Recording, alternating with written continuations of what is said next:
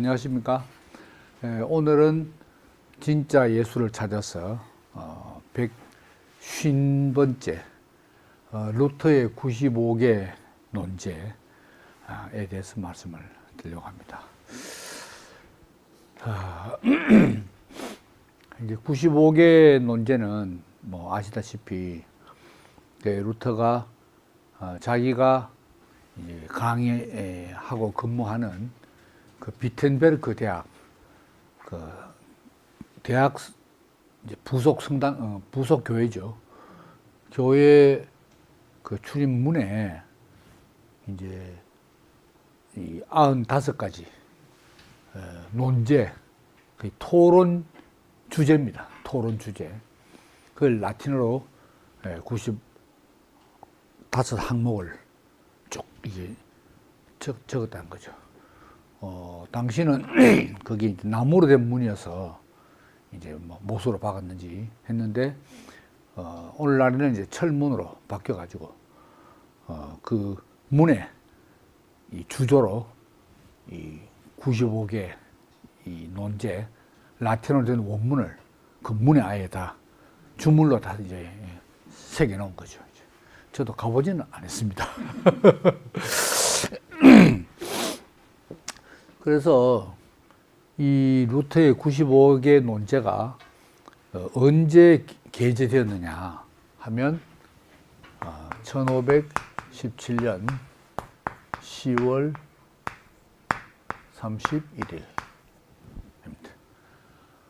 이날이 All Saints Day 영어로 하면 이걸 이제 만성절이라고 합니다. 모든 성인들을 기념하는 축제일. 그게 11월 1일인데, 그 전야제. 그 만성절 축제일 전야제에 이게 게시를 했는 거죠. 그래서 많은 사람들이 보게 게시를 했는데, 이제 95개의 논제를 루터가 당시에 어떤 대학 풍토에서 처음 이렇게 내걸었냐? 이제 그게 아니고, 그 당시 대학 사회에서 어떤 신학적인, 아니면 철학적인, 아니면 다른 어떤 학술적인 토론이 있으면 그렇게 내걸고, 이제 이렇게 나는 토론하고 싶다, 이런 주제로 하면은 이제 정해진 장소와 날짜에 이제 학자들이 모이는 거죠. 또 청중들도 참여하고 해서 공개 토론을 하는 이 관행이 였다는 거죠. 그 중에 이제 그 관행 중에 한 예다 이 말입니다. 그래서 루터도 처음에 이걸 내걸었을 때 자기 자신은 그냥 거기 뭐 신학교 교수들하고 뭐 관련자들, 교회 성직자들하고 이렇게 토론을 하려고 내걸었는데, 이게 2주 만에 이게 독일 전역으로 이게 다 소문이 퍼지고 이 내용이 알려졌다는 거죠. 물론 라틴어로 내걸었지만 독일어로 번역이 돼가지고, 그리고 이제 이날로부터 한 2년 만에 이 95개의 논제가, 뭐 두꺼운 내용도 아니잖아요. 20쇄가 인쇄됐다. 2년 만에 1년에 10번을 찍어내야 되네. 그만큼 비상한 관심을 가졌다는 겁니다. 근데 이 내용은 라틴어로 됐는데, 그 당시에 독일인 중에서 라틴어를 해독한 사람은 1%도 안 됩니다, 이게. 근데 이제 독일어로 번역되니까 물론 낫지만, 그 당시에는 문맹이 거의 90% 넘을 때입니다, 이 문맹이. 뭐, 그럼에도 불구하고 어떻게 대중들까지 이렇게 비상한 관심을 가지게 되고, 또 루터의 이 주장들에 대해서 뭐, 깊이 알든 모르든 전폭적으로 지지를 하는 이런 분위기가 되었다는 거죠, 이게. 그래서 이제 우리가 뭐 이렇게 일반 세계사나 기독교 역사에서 루터의 사건은 빠질 수 없잖아요. 그런 이야기는 뭐 중간중간 또 앞으로 계속 해나가고, 오늘은 이 95개 논제의 주 내용이 뭐냐. 여기 대해서 한번 이제 살펴보도록 그렇게 이제 합시다.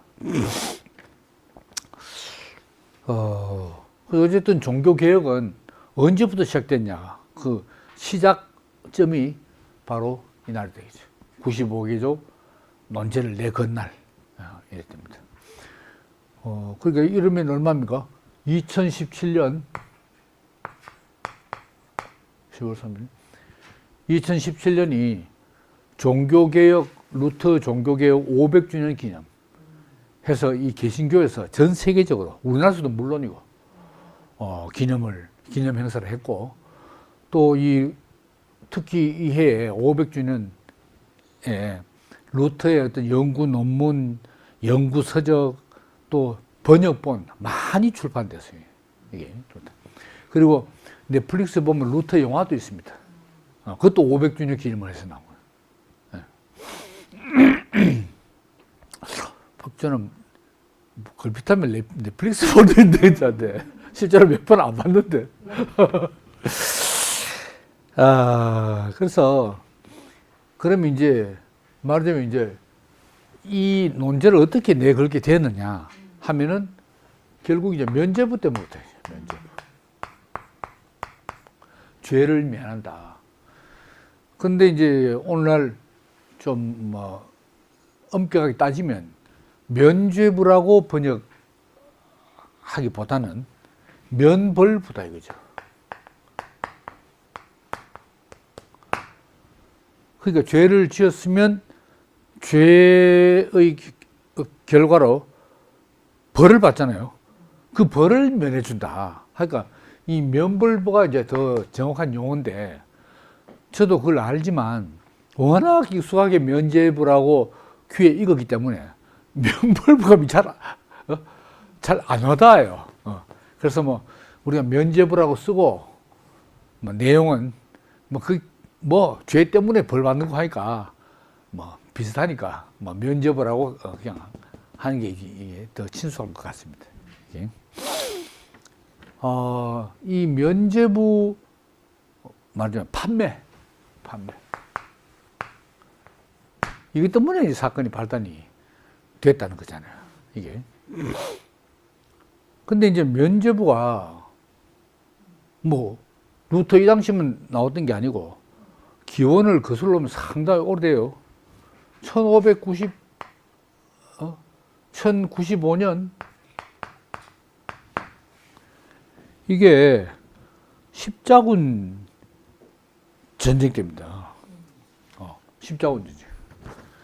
이때 교황 우르바노스 2세가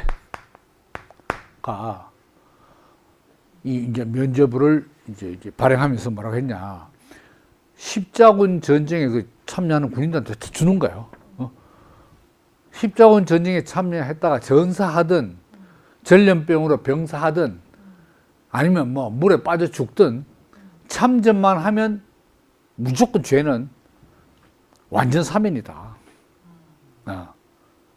죄가 완전 사면이 되면 그게 뭡니까? 천당 가는 거잖아요. 그러니까 구원이 뭐냐? 이 짧은 이 생을 마감하고 사후 영원한 세계 내가 하나님 나라로 들어가는 거, 하나님을 면전에서 뵙는 거, 이게 구원인 거예요. 그러니까 어차피 그 당시에 중세 남자들이 평균 수명이 45세로잖아요. 그래 전쟁에 참전하면 살아서 돌아와도 역시 또 천당 가고, 일단 참전만 하면 면죄부 받고 천당 가는 거예요. 이게 이때부터 시작됐다 이 말입니다. 이거 벌써 한 400년 전부터 시작된 거예요. 그래서 이제 또 전번에 한번 율리우스 2세 그랬죠. 레오 10세 전임 교황이 율리우스 2세인 거예요. 율리우스 2세.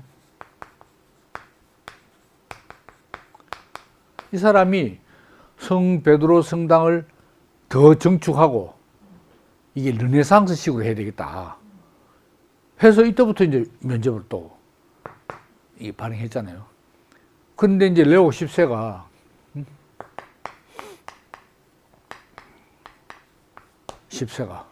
또 특별 희년 면제부 해서 신상을 면제부 신상을 내놓은 거예요. 이게.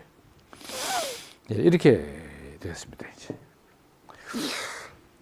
그러면 이제 뭐 교회법에서 이 면제부 전에는 그게 죄를 면해 준다 아닙니까? 죄를 지으면 이제 일단 벌을 받는데 형벌을 이제 면해 주는 거지. 먼저는. 근데 이게 이제 면제부 전에 어떤 제도가 있었냐? 그게 오늘날까지 가톨릭 교회에서 좀 존속하고 있습니다만은 그게 고해성사인 거예요. 면제부에 앞서서 고해성사.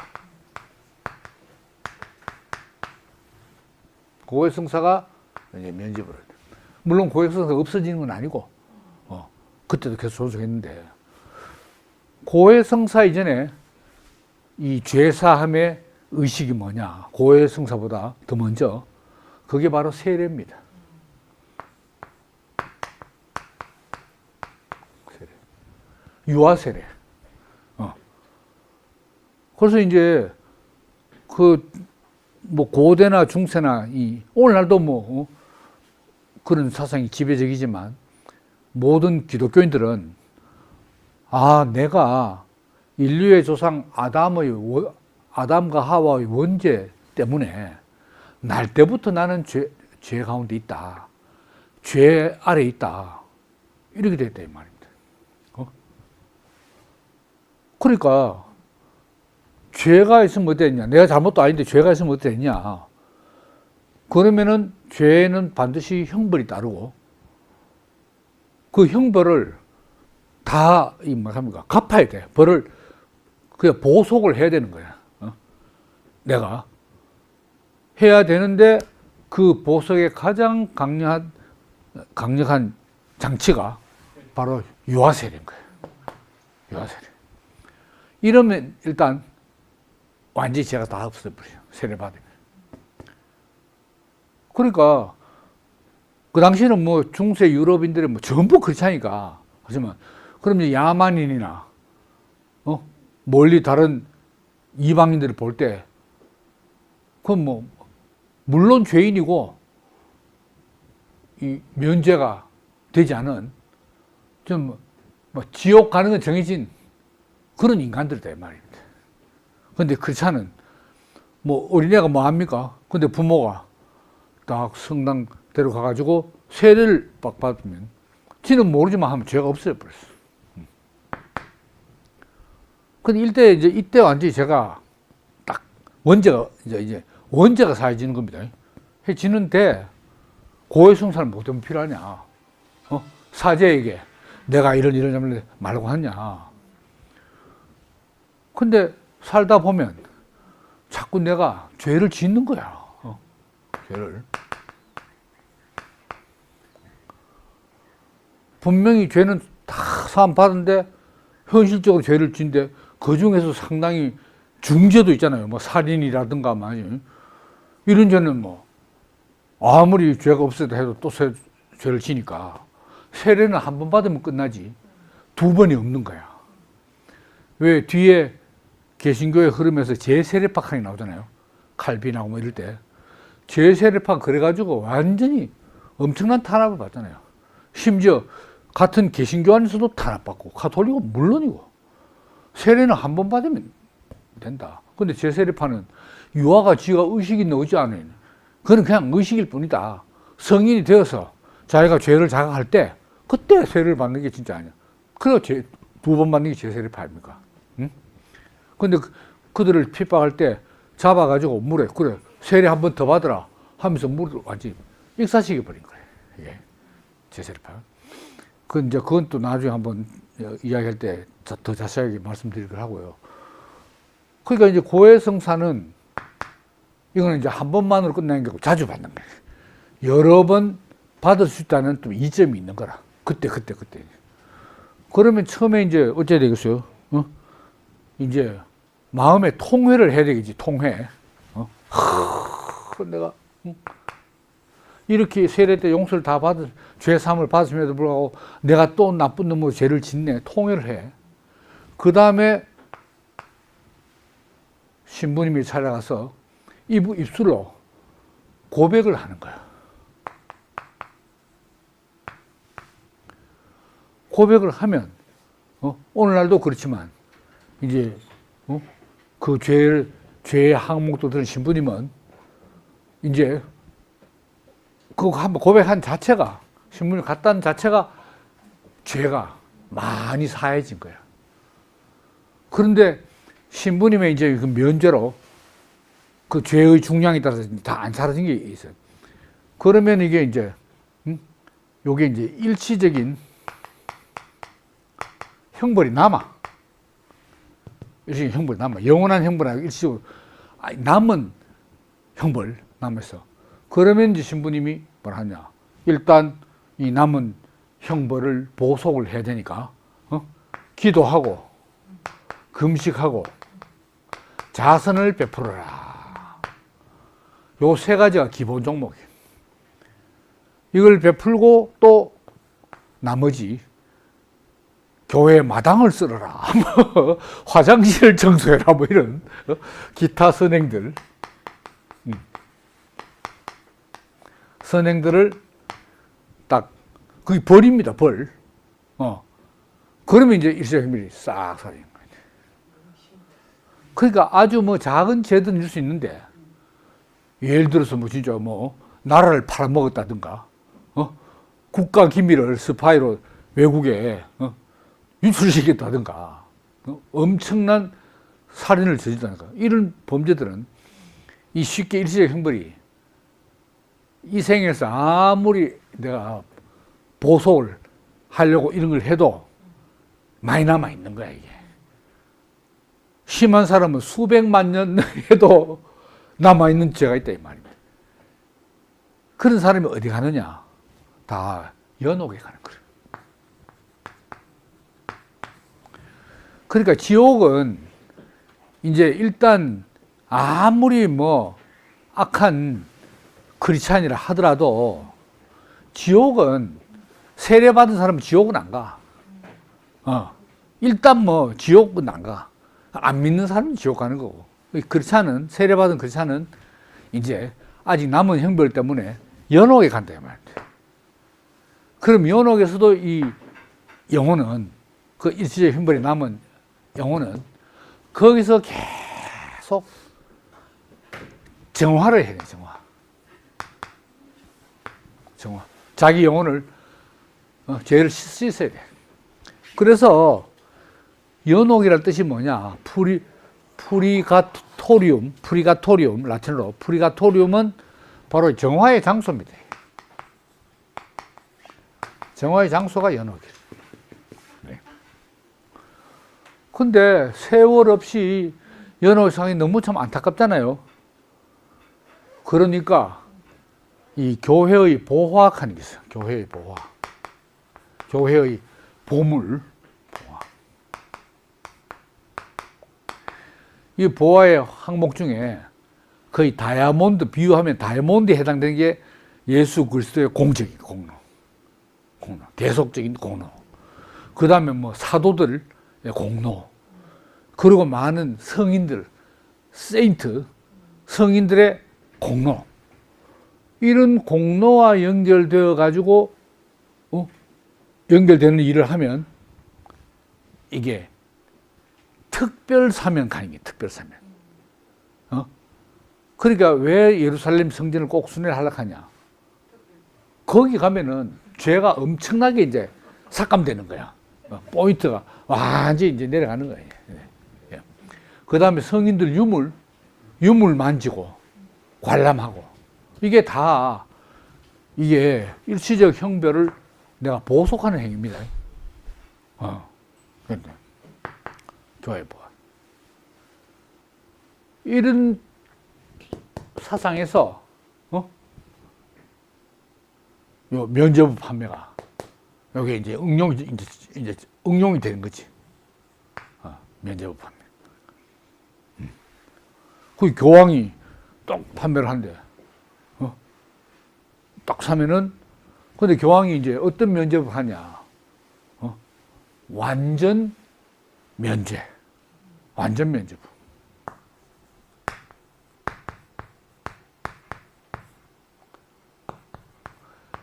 완전 면제부는 아무리 큰 죄를 진 것도 한꺼번에 벌도 사면 되고 죄도 사면 되고 면벌 면제 다 돼버리는 거예요. 완전 면제부. 이걸 여기 우르바누스 2세, 율리우스 2세, 레오 10세 그 중에도 또 요 다 그 사이사이도 있어요. 대표적으로 이런 교황들이 이제 완전 면제부를 발행하는 거예요. 예. 그러니까 이제 독일에서 지난 시간에도 말씀드렸지만 이제 뭡니까 그 마인츠의 대주교 알브레흐트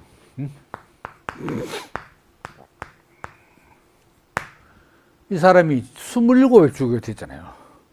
돈으로 사가지고 독일 교구 중에서 마인츠 교구 제일 크대. 대구 교구 거기에 대주교 자리를 돈으로 샀는 거야. 그러니까 무슨 돈을 샀냐?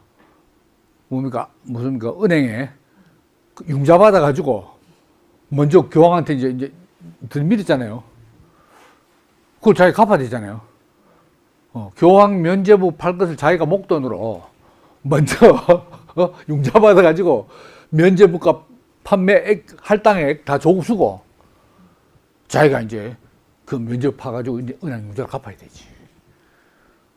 그러니까 이제 교황이 누구를 보냈습니까? 요하네스 테첼.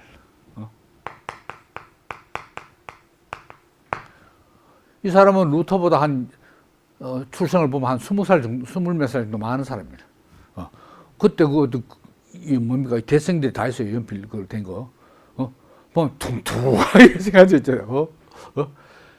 정말 면제부 판매는 달인인가 봐. 그 교황청에서 보내는 거지.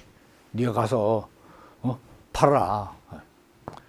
그래서 이제 이 면제부 파는 그것도 무한정 파는 게 아니고 8년, 기간이 8년이야.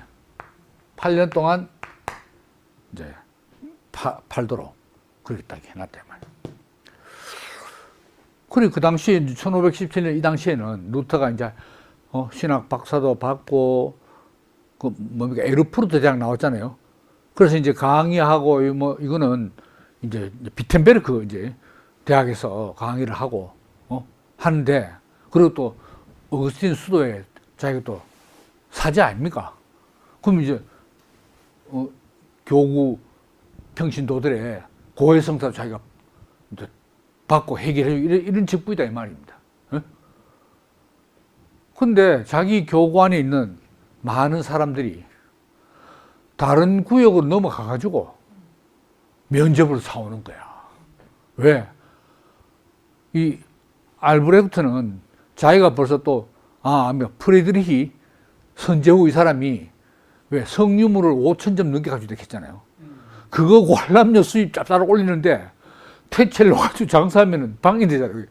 그러니까 이제 여기는 이제 비텐베르크를 하지 마라 이래 된 거야. 그러니까 면제부 사쁘면은 완전히 연옥에서 벗어나는데 나도 연옥 갈까 아예 안 가고 천당 갑직행하고 어머니 아버지 미리 돌아가신 친척들 그것도 또 많이 이제 두당 또 이 할당 그게 있겠죠. 그러면 돈을 더 많이 내면 다 사면 되는 거 아닙니까? 심각한 거야. 그 사지 말라고 하니까 다른 구역으로 넘어가가지고 면제부 사가지고 오는 거야. 그 루터가 고해성사를 받는데 고해성사 사람들이 별로 안 오네. 받을 필요가 없지. 면제 대뿐인데 말로 고해성사해. 이래 기가 막히게 된 거야 이게. 그래서 고해성사라는 걸 하면 통해, 참회, 눈물을 흘리고 콧물 흘리고 신부님 제가 죽을 짓을 이래 돼야 되는데 그럴 필요가 뭐 있습니까? 돈이면 다 되는데 그래봐야 또 일시적 힘을 남아가지고 있잖아요. 계속 했는 거 또 하고 또 하고 이래야 되는데 이거는 한 방에 딱 끝나버린다. 그의 루터 입장에서는 야 이거는 아니잖아 이렇게 된 거지. 그래서 이 태첼이 이제 뭡니까 이 면죄부 파는 이것도 또 다 뭡니까 이 기본 이 내용이 있는 거라. 내용을 요약문을 가지고 있는데 이걸 루터가 교훈 요약집 칸이 있어요. 그걸 루터가 해보면서 이게 성경에 맞나? 성경적이냐? 면죄부 이렇게 파는 것이. 그리고 그 앞서 긴 전통 중세 교회법이 있잖아요. 교회법. 그러면 교부터 시대부터 해가지고 한 1000년 내려오는데 이게 언제부터 이렇게 생겼지? 이제 십자군 전에 생긴 거야. 이게. 십자군. 그러니까 이거는 잘못된 관행이지. 성경적인 것도 아니고 그 훌륭한 교부들이 만들어 놓은 교회법에 만든 것도 아니야. 이게 맞나? 할 때 둘 다 아니더라 이거지. 그래서 루터가 95개 토론 제목을 내걸고 한번 뭐 누구든지 내하고 토론 한번 해보자. 이렇게 탁 나오게 되는 거예요. 이런 이제 겁니다. 그래서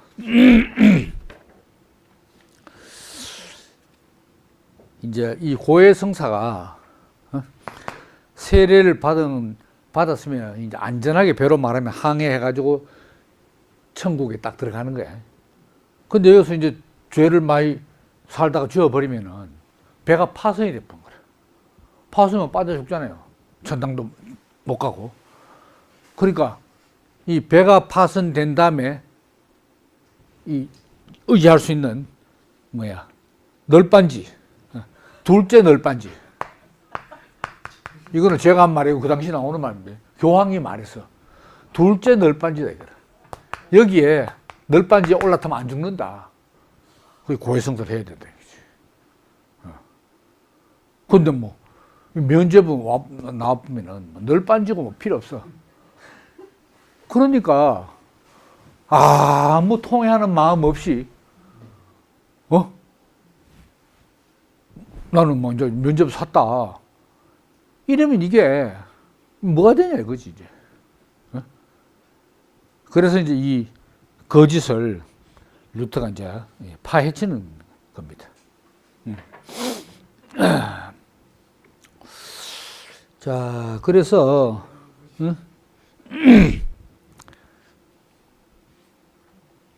근데 이제 문제는 루터가 이때는 이제 나섰지만은 루터가 면죄부에 대해서 이제 문제 있다고 한 거는 딱 이때 이전에 벌써 1514년부터 강의할 때 이 면죄부 판매는 기독교가 나락으로 떨어지는 징조다. 벌써 이 3년 전에 이렇게 말했어요. 이게. 왜냐하면 이 레오 10세가 면죄부 이게 발굴한 게 1505년이거든. 1505년이라고. 이게. 이러니까 이때는 루터가 아주 뭐 대학생 시절에 이렇게 이제 아직 별로 힘을 못 썼을 때고 여기는 강의를 할 때문에 비텐베르 대학에서 이게.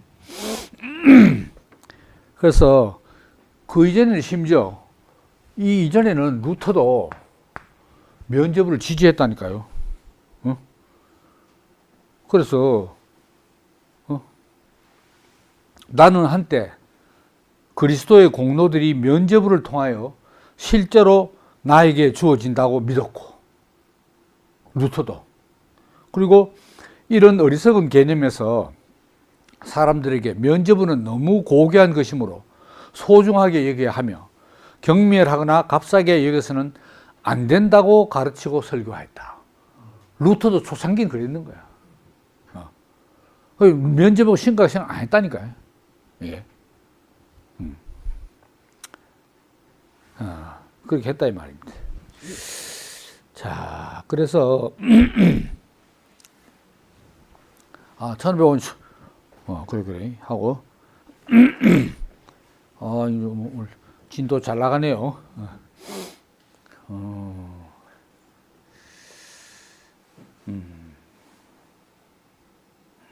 됐어. 그래서 이제 뭐 내용적으로 95개 논제로 들어가면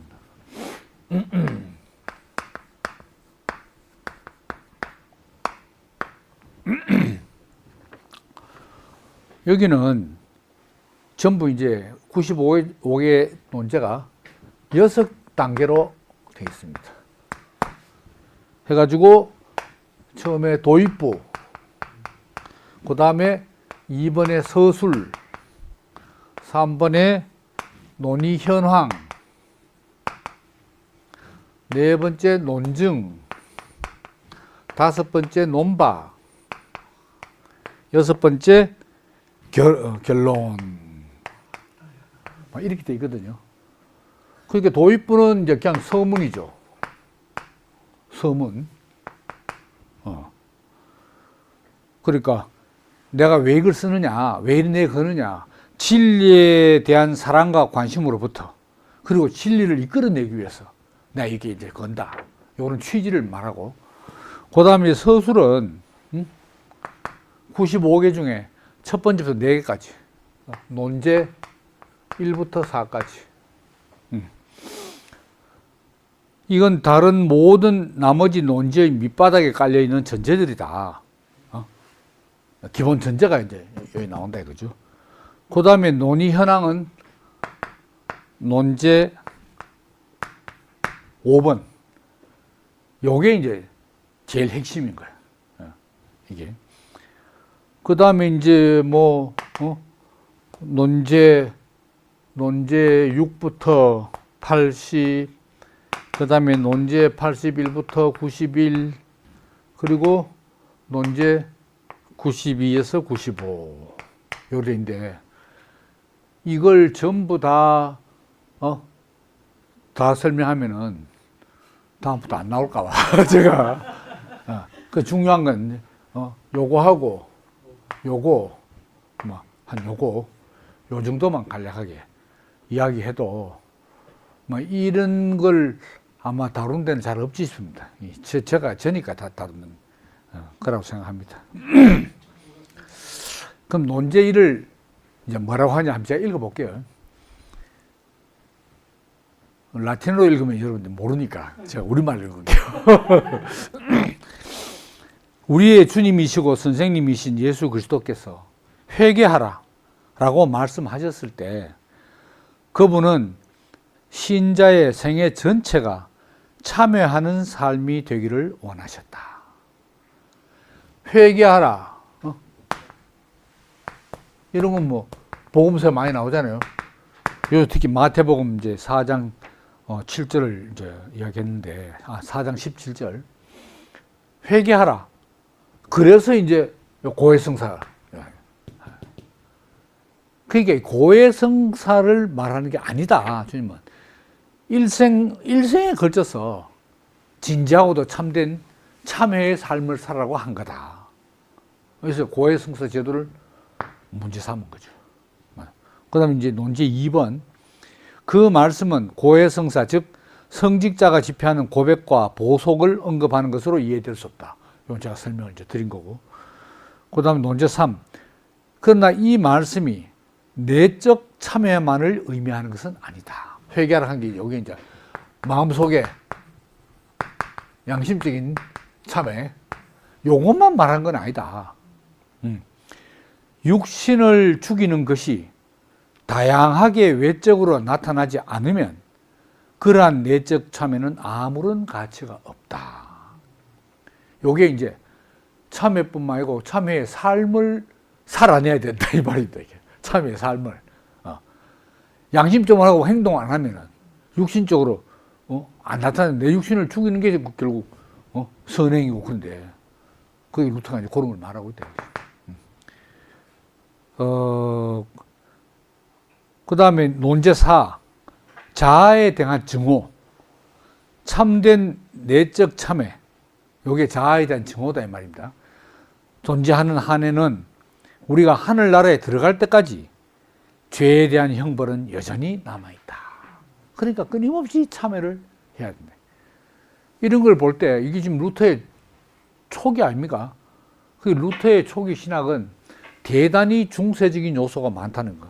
그리고 이 사람이 그때도 신분이 어거스틴 수도의 출신의 사자 아닙니까?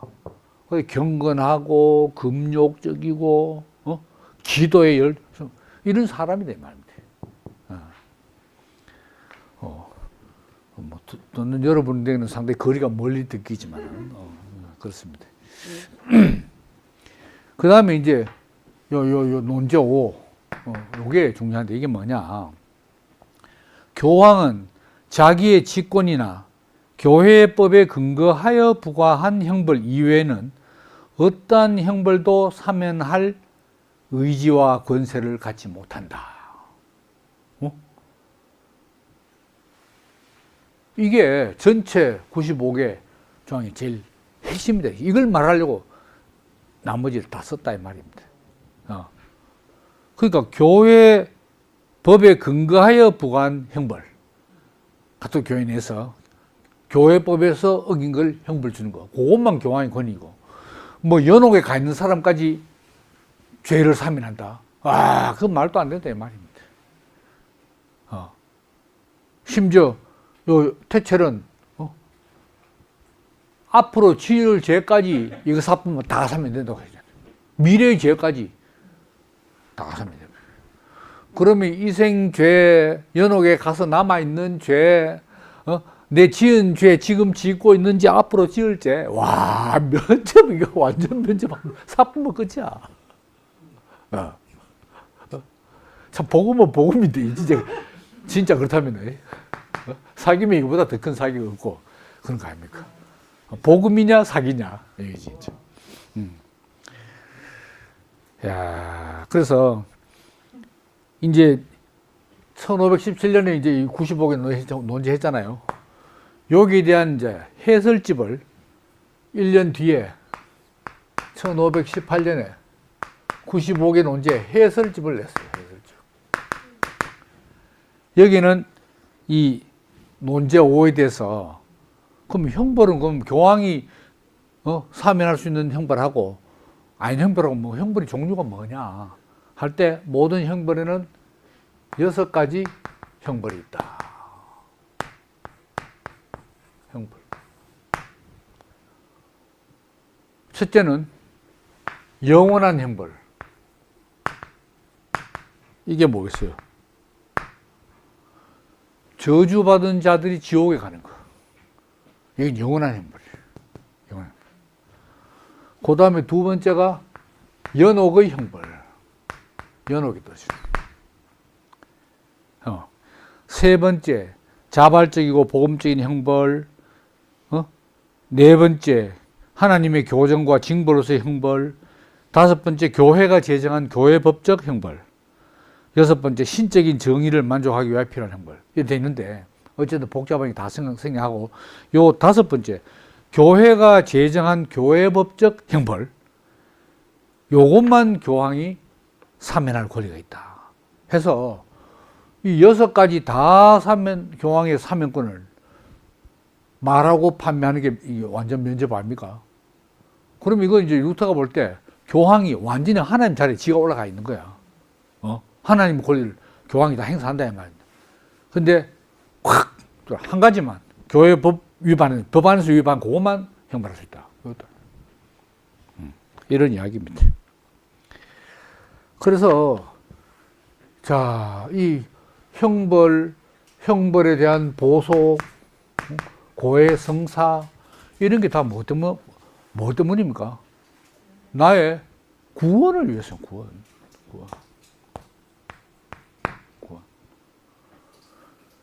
내가 죄의 상태에서 은혜의 상태로 넘어가는 거. 그죠? 흑암의 권세에서 사랑의 아들이 나로 넘어가는 거. 이게 구원이거든. 구원. 그래서 인간의 구원에 대해서, 구원을 위해서 교회의 역할이 뭐냐 이거야.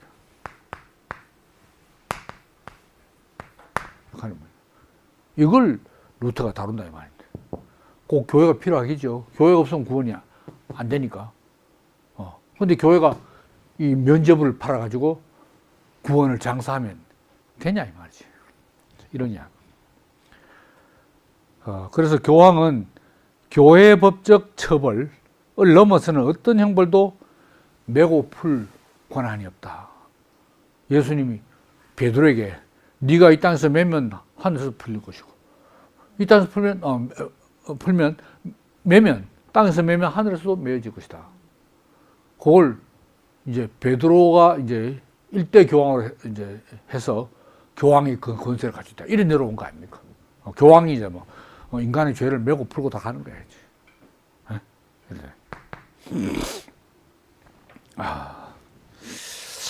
그래서 이제 마지막에 이건 이제 너무 많고 넘어가고 요 이제 결론을 보면, 그러므로 그리스도의 백성에게 평안하다 하지만 평안이 없는 선지자들은 모두 물러가라. 이렇게 말하고, 또 그리스도인은 그들의 머리이신 그리스도를 고난과 죽음과 지옥을 통하여 따르도록 권면받아야 한다. 야, 그러니까 고난과 고행의 삶, 금욕의 삶을 여전히 강조하고 있다는 거지, 루터는. 그리고 마지막에 95. 그리하여 그리스도인은 거짓된 평화에 대한 신뢰가 아니라 많은 고난을 통하여 하나님 나라에 들어간다는 것을 더욱더 확신하게 되어야 한다. 많은 고난 없이는, 그리스도의 고난을 내가 함께 짊어지지 않고는 하나님 나라에 들어갈 수 없다. 이게 이제 루터의 초기 신학 사상입니다.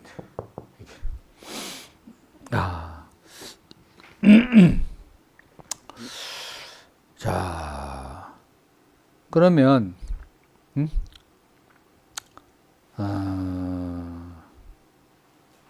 이제 95개의 논제, 이 논제의 성격이 상당히 중세적인 성격이냐,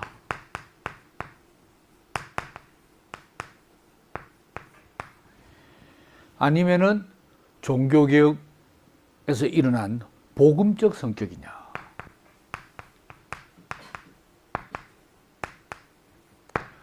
요런 데서 이제 연구가들이 이제 견해 차이가 있단 말입니다. 중세적 성격하는 게 뭐겠어요? 이 95세 논제에서 루터는 교황 제도를 여전히 인정하고 있고, 면죄부 자체가 꼭 문제되기보다도 면죄부 남용에 대해서 이야기하고 있지, 면죄부를 완전 부정한 건 아니라 이게. 그리고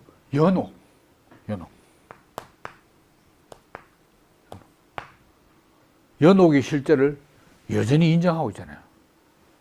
이런 걸 볼 때는 역시 아무리 종교개혁에 횃불을 든 개혁의 기술을 하더라도 그 이때까지 중세적인 전통에서 몸담아 왔던 사람이 하루아침에 탁 단절하면서 탁 넘어가기가 쉽지 않다.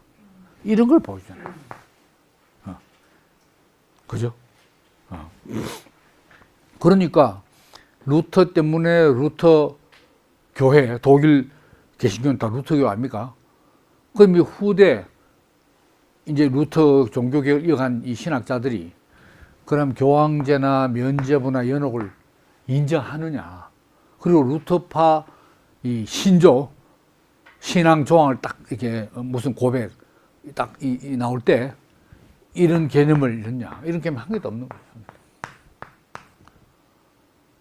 그러니까 후대 루터파 신학자들이 볼 때는 초기 루터의 사상은 아무리 뭐 종교개혁의 기폭제가 됐다 하더라도 그 95개 논제 안에 있는 내용들은 여전히 중세적인 잔재가 많다.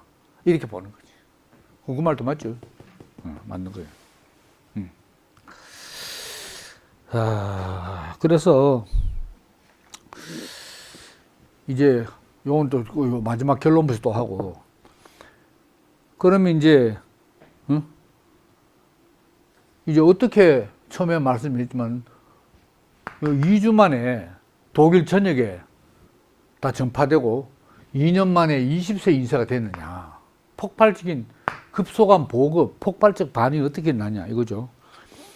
거기에 대해서 루터는 뭘 했냐, 온 세상이 면죄부에 대하여 불평하고 있기 때문에 당연한 결과 아니겠나 이렇게 말했어요.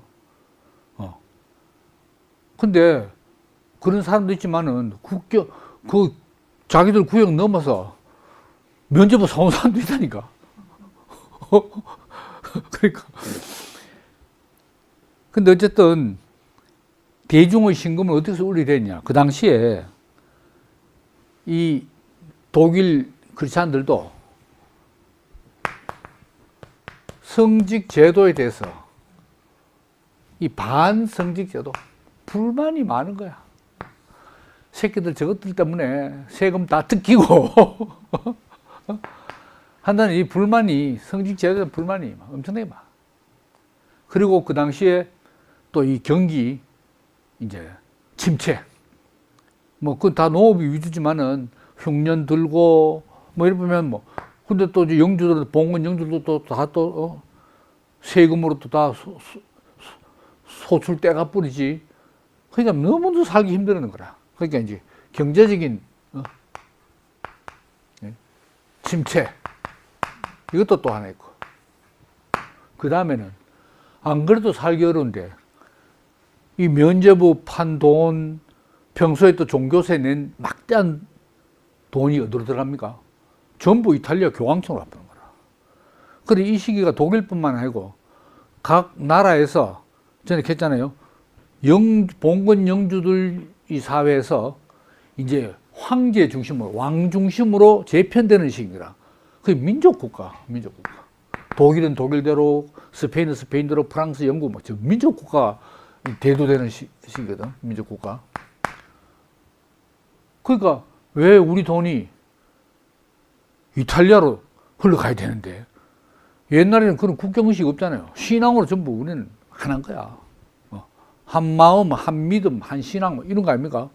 근데 점점 이 민족주의가, 독일 민족주의가 이제 대두하는 거예요.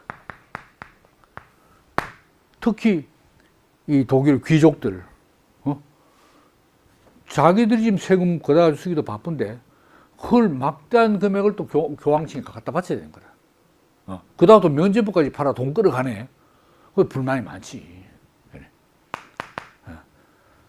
그러니까 이 독일 선제우 프리드리히가 루터를 막 보호하고, 루터가 뭐 예뻐서 그런 게 아니고 자기들 정치 목적 때문에 보호하고, 이놈을 좀 이용해서 로마 교황청이 좀 대립해야 됐구나.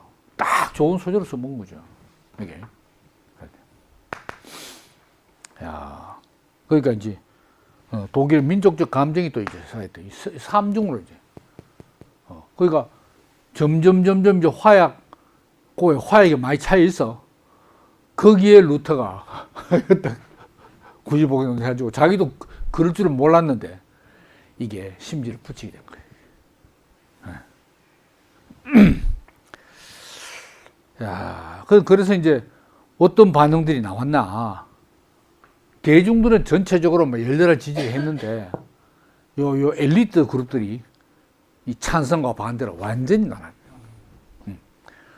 안 그렇겠어요? 가톨릭 지지자들은 무조건 반대지.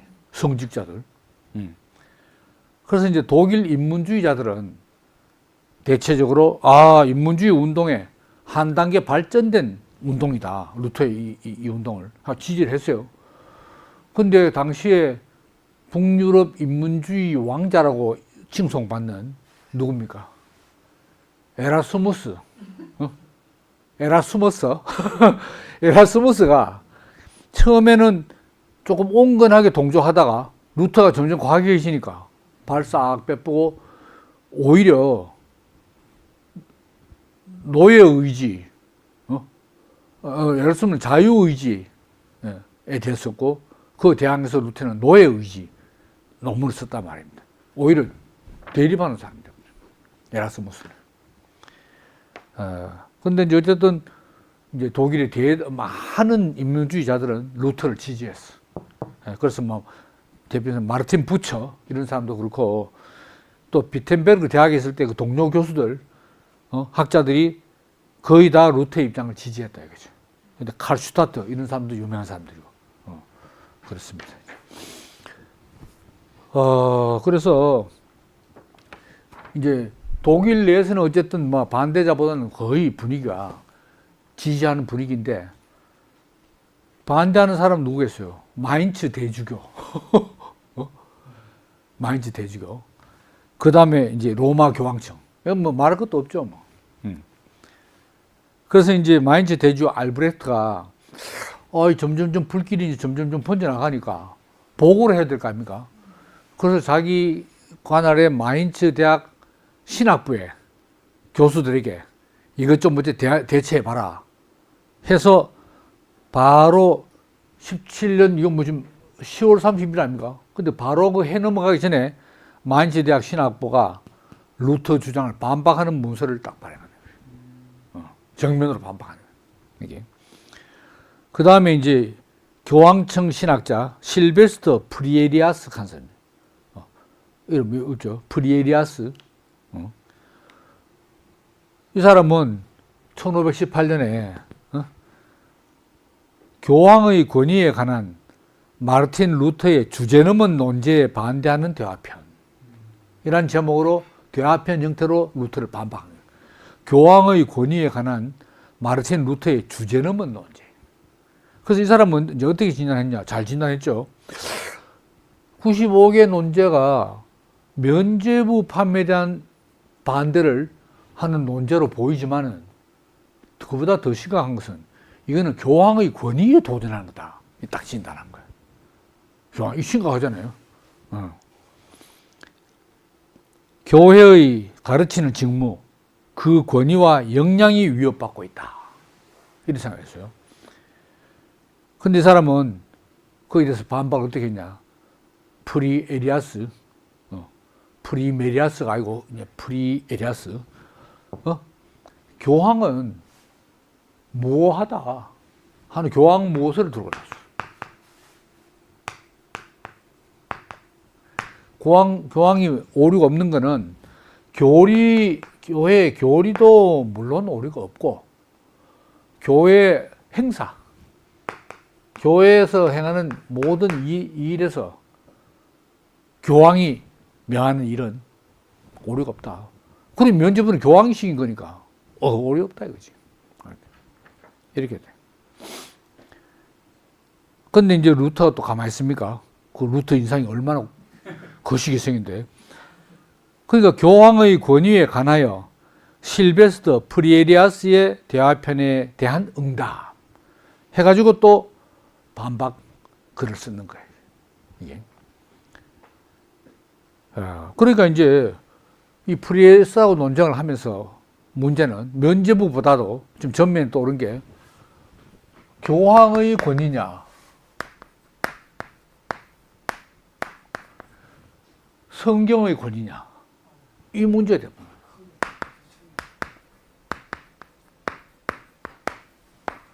가톨릭은 오늘날까지도 성경의 권위와 교황의 권위를 동등해 봐요. 왜? 성경의 해석 권리가 교회에 있고 교회의 권리의 정점은 누굽니까? 교황이잖아요. 오늘날까지도. 근데 루터는 이제 교황보다 이 성경이 더 상위의 권위에 있다. 이러니까 가톨릭 체제 자체를 흔들어 버린 거예요. 그래서 이제 이 논쟁 결과 루터는 교황이든 공의회, 전체 교부들 뭡니까?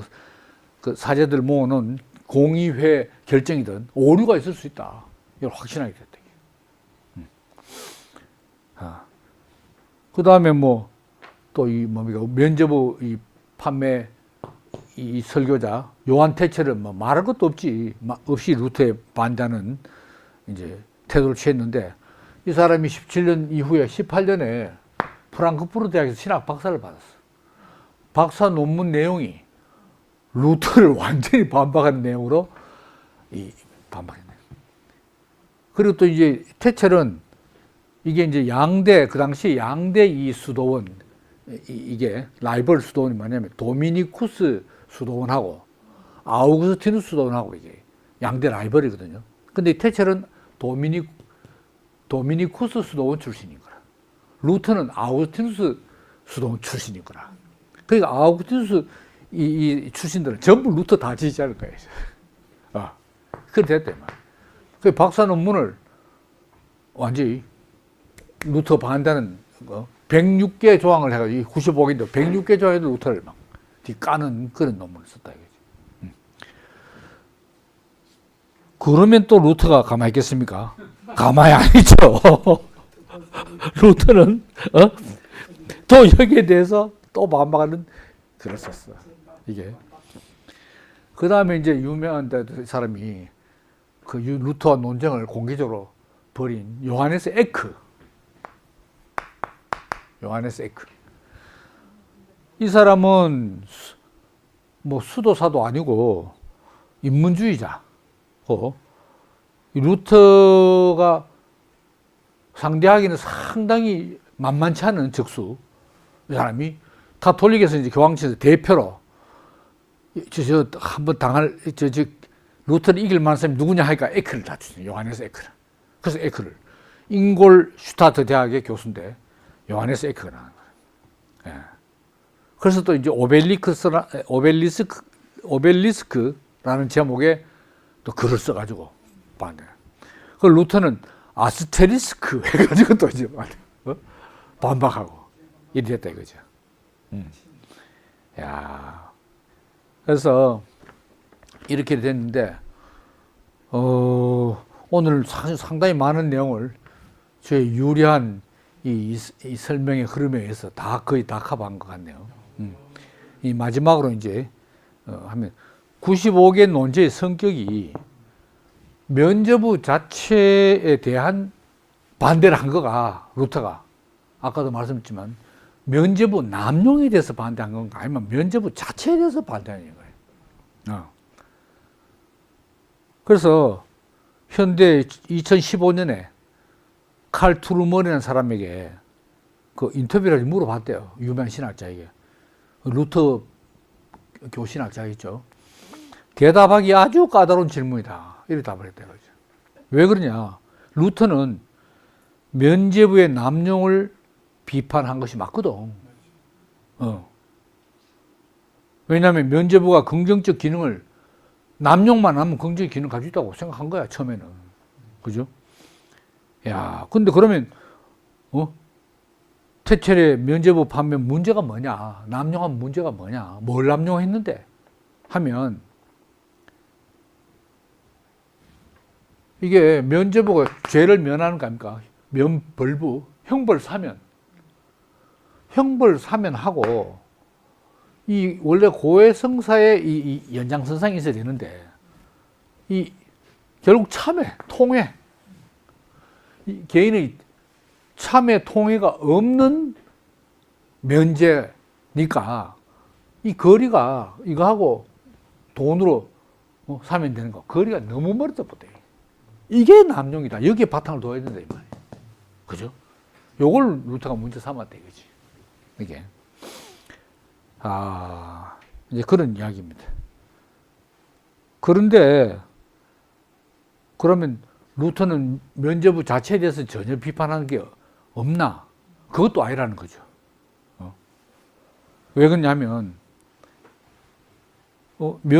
성경적인 이 참회 통해는 이제 성경적인 개념이다. 이게 성경에 나온다 이거죠.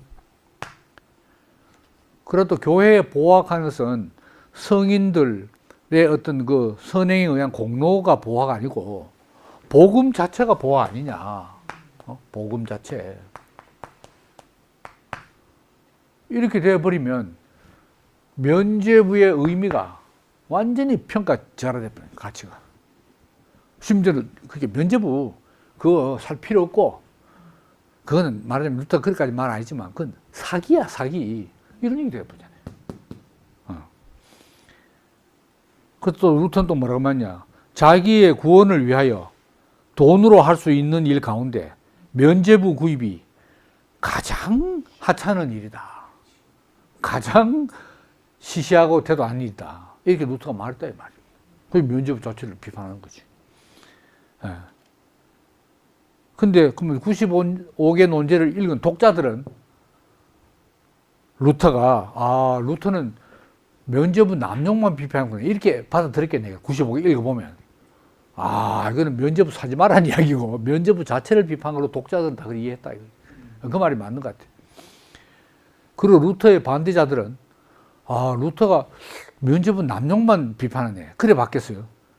이놈아는 면죄부를 가지고 결국은 교황의 권위를 무너뜨리려고 하는구나. 사실은 거기서 분노를 하는 거지. 네, 그러게 이건 이단으로 안 찍을 수 없는 거예요. 이게. 네, 그런 이야기입니다. 그래서 근데 이제 처음에 루터가 이게 시작할 때 자기가 이렇게 종교 개혁에 선봉장이 될 자기 진짜 생각을 못했다 이게. 왜냐하면은 한번 내가 읽어볼게요. 교황 레오 10세에게 1518년, 요 17년, 18년 한 해 뒤에 보낸 편지가 있어. 1년 뒤에 보낸 편지에서 한번 읽어볼게요. 하나님과 그분의 모든 피조물 앞에서 맹세컨대 나는 로마 교회와 교황 성하의 권한에 어떤 식으로든 해를 가하거나 혹은 손상을 입힐 계획이 추호도 없었으며 또한 한시라도 그런 생각을 가진 적이 없습니다. 나는 진심으로 교회의 권한이 다른 모든 것 위에 있다고 확신하며 만유의 주이신 예수 그리스도를 제외하고 하늘 아래 그 무엇도 교회의 권한을 능가하지 못한다고 확신합니다. 이게 레오 10세에게 요 한 1년 뒤에 딱 보낸 편지가 그렇다니까요. 그러니까 이거 뭐 루터가 이중적으로 말하냐 완전 외교적인 발언이 너무 그렇게 볼 게 아니고 그때까지만 해도 루터의 마음은 그렇다 이거죠. 어떻게 하든지 교황 마음 돌리고 요 주교들 마음 돌려가지고 제발 좀 요한 테첼 같은 이놈아들 판매 이 설교를 좀 방향을 바꿔 제대로 좀 판매하더라도 제대로 좀 하도록 해라. 이걸 건의한 거예요. 그래서 마인츠 대주교 알베르트에게도 보낸 게 맨 그래요. 면죄부 설교자들의 설교 내용을 바꾸도록 좀 명령해 주십시오. 이렇게 간청을 했다니까요. 이때만 해도 뭐 이 해 다음 해 자기가 종교해가지고 이거 완전히 뭐 확 갈아엎어야 된다. 인생 추호도 아니다. 추호도 아니다. 그래서 자신의 의도가 교회에 대한 도전으로 오해될까 매우 염려했다. 루터가. 그러니까 이제 교회 역사가들은 루터를 어떻게 평가한 사람들이 있느냐. 일부는 루터는 마지못해서 종교 개혁을 시작한 역설적인 인물이다. 다시 말합니다. 떠밀리가지고 했다. 자기는 원래 실도 아닌데 분위기가 완전 과열돼가지고 자기가 어쩔 수 없이 떠밀려가지고 했다. 이렇게 해석하는 역사가도 있다 이 말이에요. 교회사가. 그런데 그렇게 억지로 떠밀린 건 아닌 것 같아요. 이 책에서도 말하지만은 종교개혁의 맹아들이 1517년에 벌써 이 95개 논제에 뚜렷하게 들어있다. 그 다음에 95개 논제가 종교개혁의 촉매제 역할을 한 거는 틀림없는 사실이다. 그건 맞아요. 도화선이 돼요. 촉매제, 도화선. 왜 다이너마이트 할 때 왜 심지 타들 하잖아요. 그 심지 타들한 역할을 하고 있는 건 맞아.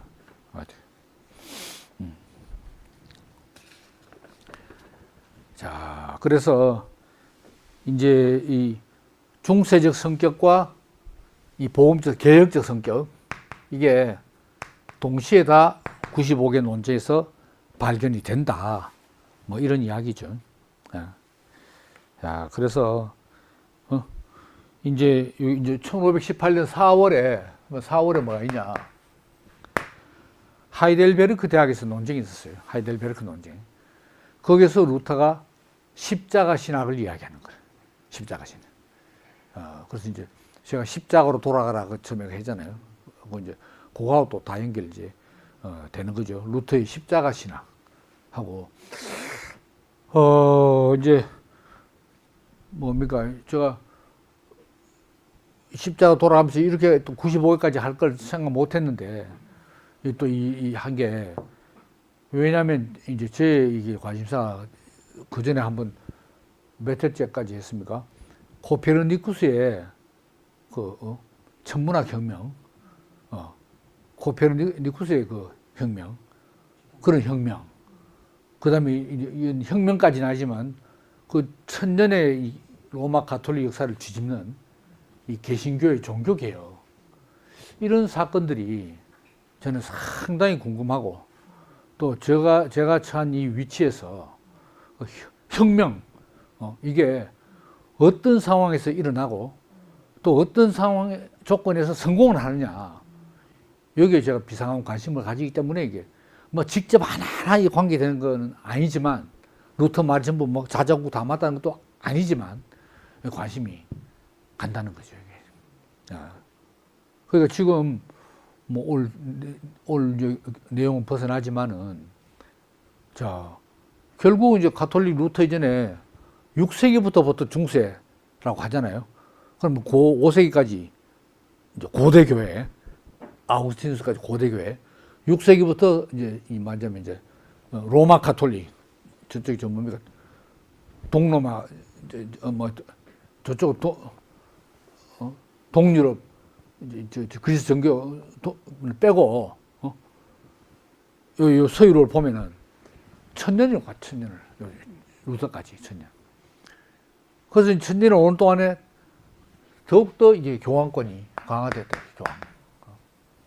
그 루터가 시작한 건 뭡니까? 교황에서 성경의 원리를, 교황에서 성경. 근데 루터의 그 종교개혁 3대 논문이 있어요. 그게 독일 귀족 크리스찬에게 고함, 그 다음에 교회의 바빌론 유수, 그 다음에 크리스찬의 자유. 이 세 개 논문을 보면요, 루터는 철저하게 성경으로 돌아가요. 오직 성경, 솔라 스크립투라, 오직 성경.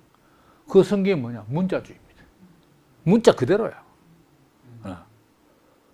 그 정신이 칼빈을 통해서 이제 쭉 지금까지 500년 내려오잖아요.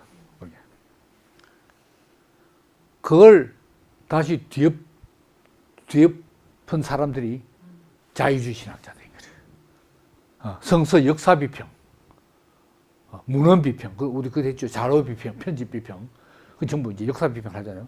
그 성서 비평을 통해서 이 문자주의 성경 해석, 이거는 너무 문제가 많다 그거잖아요.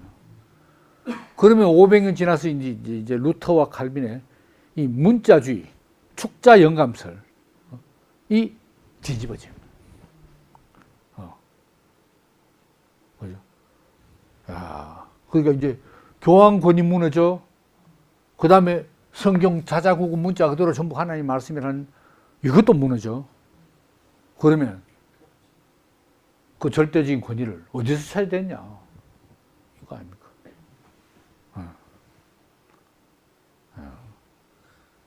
그러니까 이 예수 그리스도로부터 사도들로 초대교회로 쭉 면면이 흘러오는 어떤 시대와 상황의 어떤 변화에도 불구하고 그와 관계없이 일관되게 내려오는 흐름이 있지 않겠나. 그 흐름을 찾으러 가는 거지. 그 흐름을 놓치면 이제 뭐 이따 한번 생각해봐요.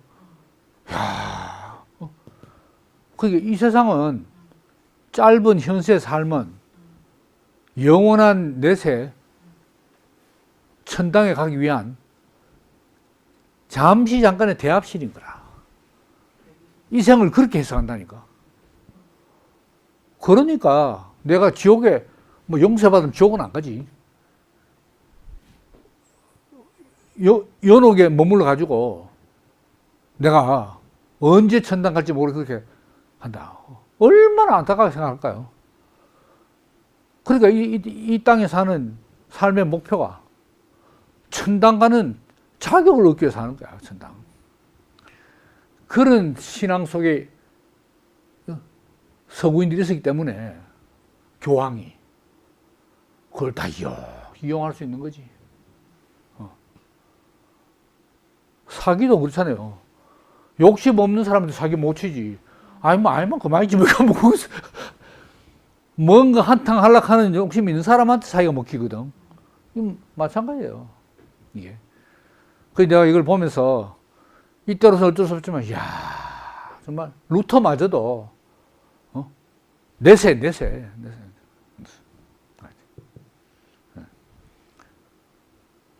그러니까 지금 500년이 지나고 무수한 풍파를 겪은 기독교의 이 행보가 지금도 막 문자주의하고 막 천당 가기 위해서 막 하면 제가 볼 땐 막 너무 안타까운 거 아닌가 싶어요. 이게. 그게 한 예를 들면 지구 역사가 몇 년이냐? 지구 역사가 6,000년이다 이거라. 젊은 지구 이론 아닙니까? 젊은 지구 이론. 응? 왜 그러냐? 성경의 날짜 계산해봐라. 성경이 그렇게 나와 있잖아요. 지금 하는 사람 있다니까요. 신학자들이. 하고, 이 당시에 루터는, 이 코페르니쿠스가 요때 인물이에요. 코페르니쿠스 같은 나라는 아니지만은, 저 위에. 코페르니쿠스의 지동서를 아주 고수쯤을. 왜?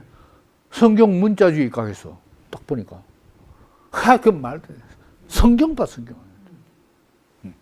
한 번 더 땡겨 말씀드리자면, 루터는 가톨릭의 화채설을 매우 비판합니다. 떡과 잔은 포도주를 말합니다. 이 떡은 내 살이고, 이 잔은 내 피다. 근데 가톨릭은 뭡니까? 성만찬 의식을 할 때, 원래 떡과 포도주인데, 이제 미사 집전하는 사제가 주님께 축사하고, 딱 나눠주면, 그게 주님의 살과 피로 화채, 주님의 몸으로 변화한다. 이게 화채설 아닙니까? 근데 루터는 그건 아니다 이거지. 왜? 성경에서 이 떡은 내 살이고 했잖아요. 이 떡이 내 살인데 뭘 변해? 그게 주님 살이지. 근데 다음은 하이델베르크 해야 되고, 루터가 그거 나와요. 이 잔은, 이 포도주 자체가 주님 피야. 성경에 돼. 그러니까 나중에 스위스의 동시대 그 종교개혁가 츠빙글리하고, 이게 이제 서로 그걸로 이제 막 극단적으로 대립하니까, 독일 성주가 자기 성에 불러가지고, 합의 안 보면 못 나간다고 밖에 문을 걸어붙는 거야. 둘이 합의를 봐라, 이거지. 지금 힘 합쳐도 가톨릭에 대항할 힘이 모자란데, 두 양대 세력이 분열됐어요. 칼빈은 그때 안 나왔거든. 스위스하고 독일하고. 그래가지고 억지로 합의문을 표면적으로 썼는데, 합의된 건 사실 하나도 없는 거라. 겉으로 된 듯한 합의만 썼어요. 근데 츠빙글리는 상징설이야, 상징설. 떡은 주님의 살을 상징하고, 잔은 피를 상징하는 거다. 츠빙글리는 그거고, 루터는 성경 딱 펴면서 이 떡은 내 살이고 그거들. 성경이 있대, 성경이. 그게 안 돼. 뭐 루터의 문제가 뭐 한두 가지가 있으나마는 먼저 땡겨서 이야기하면 이제 그런 게 있다, 이거지. 근데 어쨌든 이 혁명은 하루아침에 나지 않고, 그러니까 개혁이지. 개혁이지. 이제 1500년에서 500년 전 2000년, 여기에서 이제 한번 진짜 혁명이 한번 팍 일어나요. 삼위일체, 성육신, 양성 기독론 이런 것이 근본적으로 뒤집어져 버려요. 근데 이 자유주의 신학자들이 19세기부터 상당히 뭐 계몽주의 시대 그죠 많은 작업을 해놨어요. 그게 그 문제도 있지만 이 틀을 확 다지 무너뜨려 보잖아요. 아직도 뭐 여전히 잔존 세력이 있지만은 그러니까 정말 이 기독교의 혁명 근원으로 돌아가야 된다. 아드 폰테스 성경으로 돌아가는데 성경에 문자주의가 되면 그게 문자에 갇히는 거지 성경을 쓴 사람으로 돌아가는 게 아니잖아요. 안 그렇습니까? 괜히 흥분하는 건 죄송합니다. 자, 그럼 오늘 이 정도 하고 다음에는 루터의 십자가 신학 하이델베르크 논쟁이 됐어요. 말씀을 감사합니다.